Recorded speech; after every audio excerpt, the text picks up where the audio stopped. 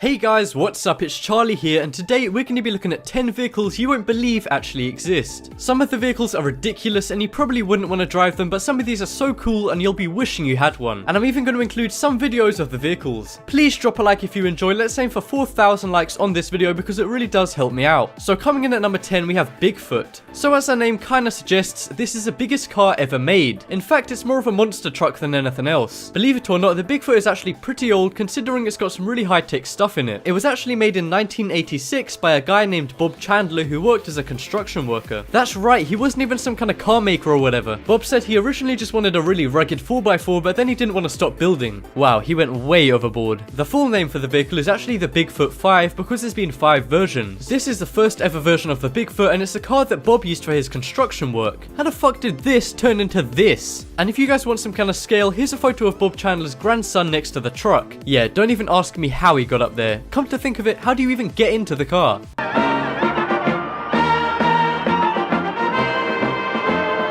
Huh, that's how. Anyway, here's some video clips of the Bigfoot 5 smashing some shit up.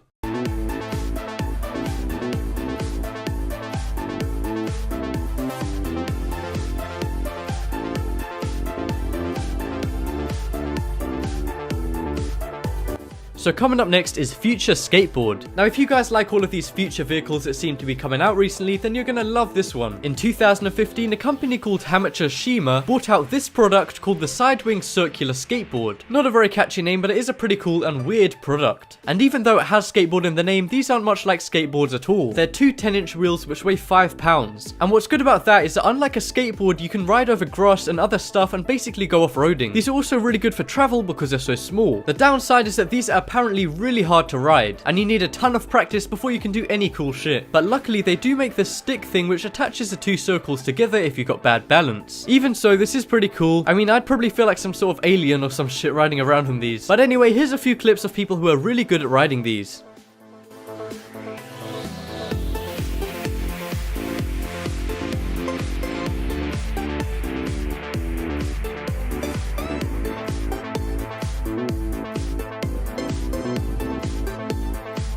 So coming up next is World's Longest Limo. Now this one has to be the most over-the-top and eccentric vehicle on this entire list. So in the 1960s, when really tacky limos were popular in Hollywood, this guy called Jay Ohrberg decided to make the longest limousine ever. The thing was over 100 feet long. To put that into perspective, that's the same size as this aeroplane right here. The limo is so pimped out, it's got a bar inside and loads of seats, and it even has a helipad and an area for boats. You guys probably get why I called it the most eccentric vehicle ever earlier. The limo was made by welding tons of different cars together, which today would be seen as really dangerous and also really illegal, well, at least in the UK. But back then, this thing was fucking amazing and it got Jay pretty famous in Hollywood for it. Would you guys want to drive around in this if you were a celebrity? Or maybe if you are a celebrity? I know you're watching this, Snooki. I actually named his penis Moby Dick. Anyway, this is definitely one of the craziest vehicles I've ever seen. So coming up next is the Peel 50. Now this one is pretty much the complete opposite to the vehicle before. The only thing that's the same about the two cars is that they're both really weird. This one is strange, but it's probably the least cool car on this entire list. The Peel 50 is the world's smallest car. It's only 134 centimeters long and 99 centimeters wide and weighs just under 60 kilograms. They were made from 1963 to 1964, so obviously it wasn't very popular. And the company sold the cars for under $2,000. So they must not be making much money. But nowadays, because they're semi-rare and kind of a gimmicky thing, they're sold for up to $50,000. A few people actually own these in London where I live because it's easy to get around the traffic. And if you live in an area with really shitty parking, then this works great. Another good thing about these is that you can actually drive them on the sidewalk, which is pretty useful. So yeah, this is useful, but I'd feel like a clown driving around in one of these. Also, the name Peel sucks. But anyway, here's a few clips of the car.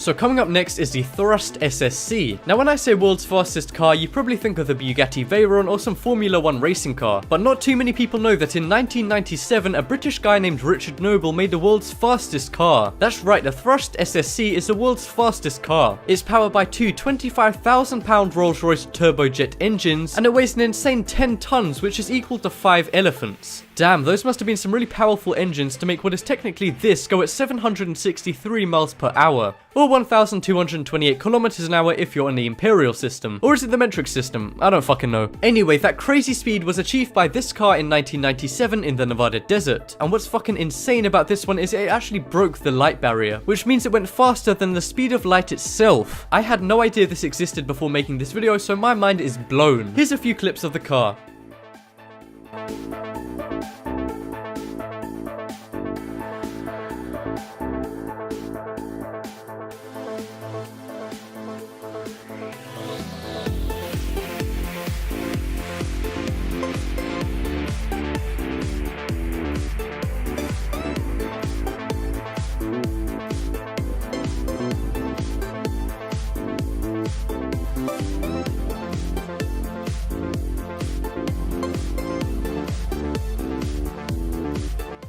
So coming up next is Cupcake Car. Now this looks like some kind of bad made up invention by a mum on Pinterest, but this is actually a real thing. It was sold in this thing called the Neiman Marcus Christmas Book, which is basically like those old Christmas toy catalogs but for adults with a shitload of money, and they actually sell things which cost up to $20 million. But anyway, in 2015 they sold a bunch of these really stupid but also really expensive cupcake cars. These cars go at a maximum of 7 miles per hour and it only has one seat. But even though it's the most pointless and terrible looking vehicle, it costs $25,000. You could get something seriously nice for that. And if you guys are thinking, well, they just made them for show, nobody actually bought them. Well, no, a bunch of people actually bought these and they ran out of stock before Christmas Day. But hey, here's some videos of people driving these around.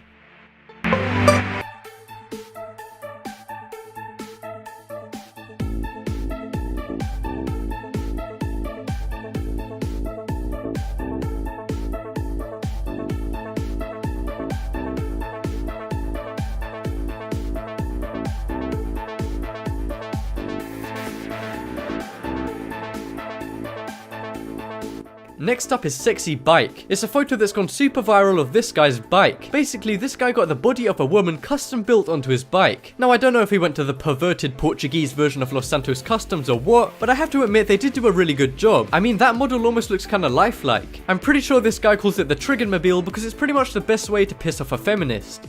I get dressed in the morning, I'm triggered. I take a shower, I'm triggered. I get in the car, But seriously, I wouldn't want to have this because I don't want to get stopped by the police every single time I drive it. And what if you have a job interview and you show up in something like this? You know what I like is the fact that this is probably the least tasteful thing I've ever seen, but for some reason the naked model is covering up her boobs, as if that's their limit or something. Anyway, this one is definitely strange. So coming up next is the Dream Car 123. So this car is as close to a spaceship as you're gonna get. It was built by a guy named Greg Zanis in the 1980s who wanted to make the most fuel efficient and safe car. The car's outside is made with bulletproof glass and the entire vehicle is lined with bubble wrap. That's right, fucking bubble wrap. Anyway, the bottom is all steel and there's 4 motors, one for each wheel, which are powered by 80 different electric batteries. Obviously now we have electric car engines, but they didn't have them back then. The car is mostly built with parts of Greg's 1927 Cadillac and other parts of cars he's found. You drive it with a joystick, which is actually really handy because you can turn without even moving where you are. And if that's not alien enough for you, it even lights up red at night. The only downside to the car is that you can only go at 40 miles an hour, meaning you can't take it too far. It cost Greg $24,000 to make it, but he says one day he wants to mass produce them and sell them for $21,000 each. Who knows, maybe one day we'll all be wanting one of these. Here's a few clips of the Dream Car 123.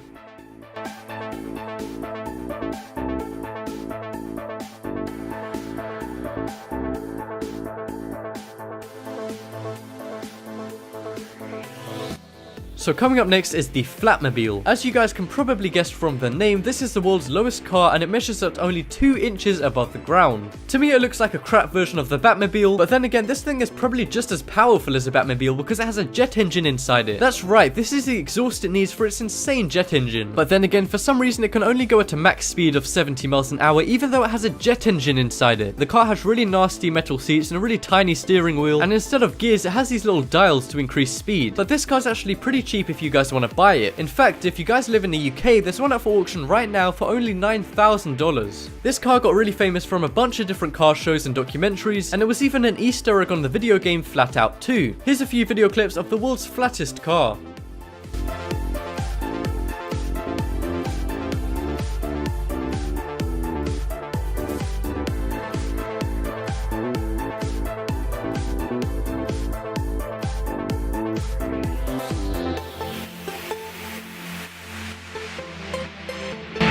Coming up last on this list is the Water Car Python. Now this one is really special because it can turn from a car into a boat in just 15 seconds. This car has a way better speed than the Flatmobile. It can go at 80 miles an hour on land and 45 miles an hour on the water. The car's made by a company called Water Car, which has made millions from selling these cars. And apparently loads of celebrities and billionaires have these cars, and even the Prince of Dubai apparently owns a few of them. But there have been some problems with people driving these cars on the beaches and going into the water and almost hitting people. That sounds like some shit off GTA 5. But if you guys want to play GTA 5 in real life, I hope you're really rich, because these things cost $170,000 and an extra $50,000 to install it. Surely the installation should be free if you're paying almost $200,000 for a car. So yeah, it's a choice between this or this. Well, I think it's safe to say which one's more fun, but if you have that kind of money, fuck it, buy both. Here's some clips so you can see how fun the water car is.